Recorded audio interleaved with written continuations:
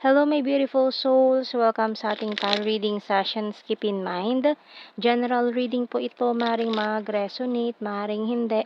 Kunin nyo na lang po kung para sa inyo and leave the rest. Maring mag-shift tayo energies or magkabaliktad ang sitwasyon. Kaya kayo na pong bahala kung saan kayo nakalugar sa reading natin. So, let's see.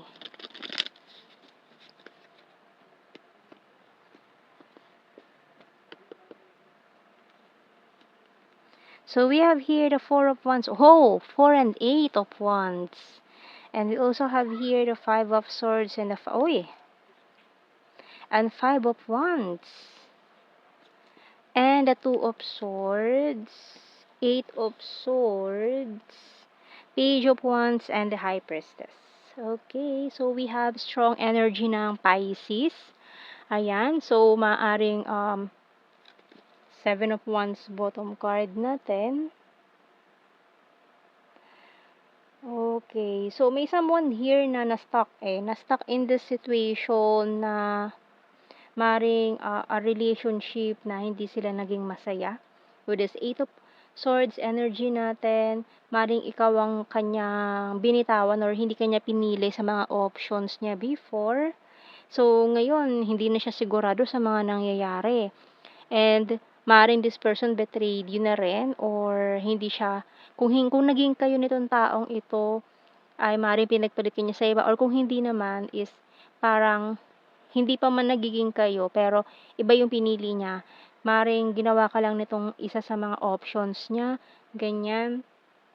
Tapos iba yung pinili niya. Akala mo ikaw na or going to the next level na kayo pero hindi nangyari. So, tingnan natin anong message ng Archangel dito. Pero, ngayon, kung nakatakas na siya sa third party, ayan, definitely, this person will communicate with you again. Lalo na kung twin flame connection to with the Four of Wands energy. Lalo na at nagkaroon ng karmic partner. So, we have here Clairvoyance by Archangel Raziel. I'm helping your spiritual side to awaken fully so you can clearly see heavenly love. So, maaaring this is heavenly love na divinely guided or twin flame or soulmates or kung ano man ang label na gusto nyong ilagay sa ating connection. So, tingnan na sa inyong connection. So, tingnan natin sa mga signs and symbol cards natin. So, ayan this person is digging the past. So, hinahalukay pa rin niya yung nakaraan. So, we have here the key. So, nasa iyo pala ang susi ng kalayaan nitong taong to nasa iyo. Ikaw lang ang makakapagpalaya dito sa taong ito. Nasa iyo ang susi ng hawla. Ayan, ang bird. Ito, nakakulong siya dito, hindi siya makaalis. Ikaw lang ang hinihintay nitong taong ito para makatakas siya sa maaaring spell. May spell na naganap dito. And we have here the target and magnet. So, ayan talagang ang attraction is matindi. No? So, kung under spell itong taong to, kaya niya pinili yung karmic niya. So, ngayon, mukhang mapuputol na ang ugnayan nila. At itong communication ninyo ang magkakaroon ng muling, kumbaga, reconnection. Kumbaga, kung sa kuryente naputulan, so ngayon is reconnection naman, no? So, tingnan natin. So, tingnan natin mga messages natin sa Tarot Messages Oracle Cards. Caught in the middle. Nako. So, ayan na nga, no? So, nasa karmic partner pa ito. And I want commitment. So, gusto niya na siyang, gusto niya nang humingi ng tulong sa'yo So, ayan dahil you have the key. So, ayan, gusto niya humingi ng tawad. So, you're my destiny. Strong and independent. You're so hot. Can I call you and I want a family with you. So, sa'yo niya kasi gusto magkaroon ng family Lalo na kung nawala na yung effect ng spell na yon na gusto niya na makatakas doon sa hawlang yon. Sorry, I'm wasted. Pero ngayon, wasted energy pa rin ng person na to. So, let's see. Kuha tayo ng mga messages pa dito. The hidden truth. Can't stop thinking about you. So, maaari nga nawala na yung spell na yon. Kaya ngayon, hindi ka na niya mawala-wala sa isip nitong taong to. So we also have here, I replay our conversations over and over, and I'm not available. So, yun na nga, no, malinaw na nandito pa siya sa third party, sa karmic partner. Kaya kung mahihintay mo siya or tutulungan mo na tong taong to makatakas, makawala sa hawla, kasi maaaring kayo talaga ang destiny Pero sinabotahe nitong third party, maaaring karmic, itong connection nyo.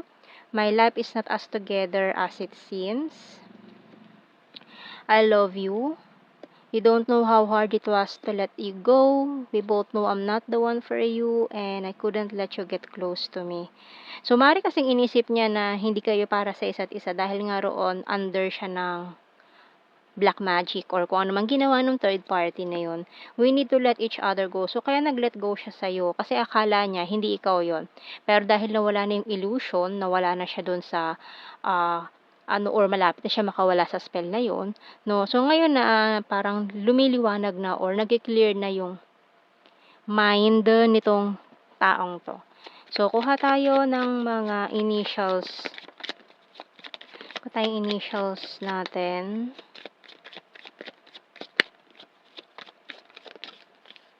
So, we have E, C, S, A, O, B, X, V, F, I ang bottom card natin. So, kuha tayo ng blue card. All strings attached. So, maaaring kayo talaga ang connected sa red strings of fate. So, we have your celebration. So, mukhang magtatagumpay naman kayo, no? Para matakasan yung karmic na yan. And marriage. And maaaring humantong na rin yan sa kasal. Kasi kung yun ang pinaplano ninyo nitong taong ito na matagal na, sana, pero naudlot pa. Dahil dito sa sumabotahe sa inyong connection. So, tingnan natin sa ating general signs and the messages. So, ito keywords na lang. Hindi na natin kailangan i-explain more. So, we have here Libra and Pisces, smart, mountain card, attractive, very serious, full of charisma, high expectations, Sagittarius, ex-lover, very emotional na siya ngayon. And twin flame, ayan, ang lakas ng twin flame natin dyan. Cancer signs, February, Mindanao, has a dirty sense of humor, patience please, good heart, flower farm, and Scorpio. Gorgeous, ayan, very loyal. Past person. Tumakbo siya And July, December, food lover, May, and fire sign. Aries, Leo, and Sagittarius. So, yan ang ating reading, my beautiful souls. Thank you for watching. Take care, and God bless. See you in our next reading, guys. Bye-bye.